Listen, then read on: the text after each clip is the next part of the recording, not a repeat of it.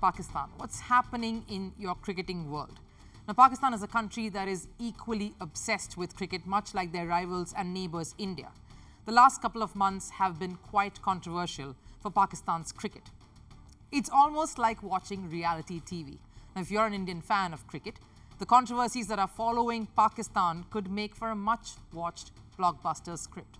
But if you are a Pakistani fan of cricket, you just want this year to end. And it looks like there was one last shock that was yet to be delivered. And the timing of the recent controversy is going to send ripples across the country. An audio has been leaked on social media. It supposedly features the voice of Pakistan Cricket Board Chairman Zaka Ashraf. Now, Firstpost doesn't verify or claim the authenticity of the audio. However, sources of Pakistan's leading media house have confirmed that the voice, in fact, belongs to Zaka Ashraf. We're just decoding what the leaked audio said. The audio source seems to be a private discussion between Zaka Ashraf and a family member.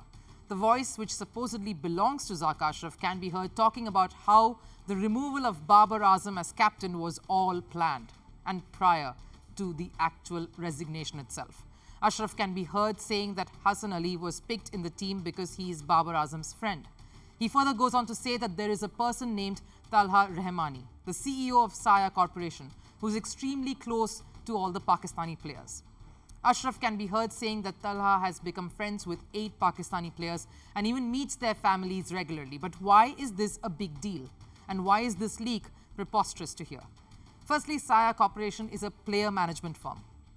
Top players like Babar Azam, Mohammad Rizwan and Shaheen Shah Afridi are affiliated with this corporation.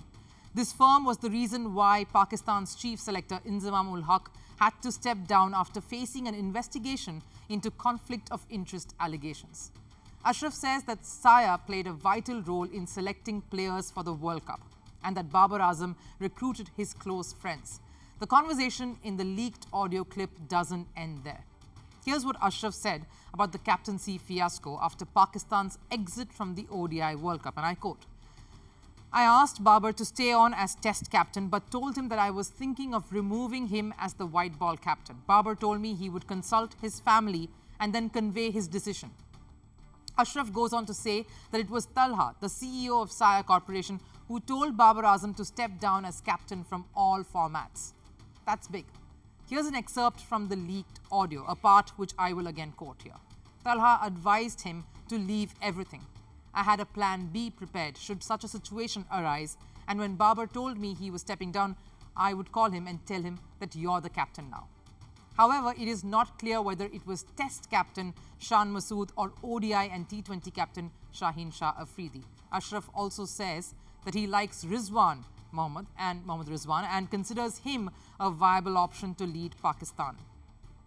But Rizwan's association with Talha Rahmani is a sore point for the chief and, in effect, the board. Now, Pakistan is known for having enthusiastic cricket fans, and they were quick to jump onto this leaked audio clip. The majority were, of course, in support of Babar Azam. So where does that leave Pakistan and Pakistan cricket? The leaked audio touches upon the dynamics of the team. The chief of board discussing matters regarding captaincy and how he plans to remove Babar Azam isn't something that should have discussed outside a cricket room. It only adds another layer of controversy. In fact, this itself is something hard to believe and weakens the already fraught relationships that the board seems to be having with each of its players. The team is currently involved in a test series in Australia. They were handed a massive defeat in the first test at Perth. The next one, of course, is starting on the 26th of December. But the unfolding drama surrounding the cricket team is never ending. The best way forward would be for Pakistan cricket officials to stay low, wait for the boys to return home and then hammer out their differences and sort it out for the year ahead. Because right now, everything since the ODI World Cup has only been about controversies rather than victories. The only victim here, of course, is the sport itself.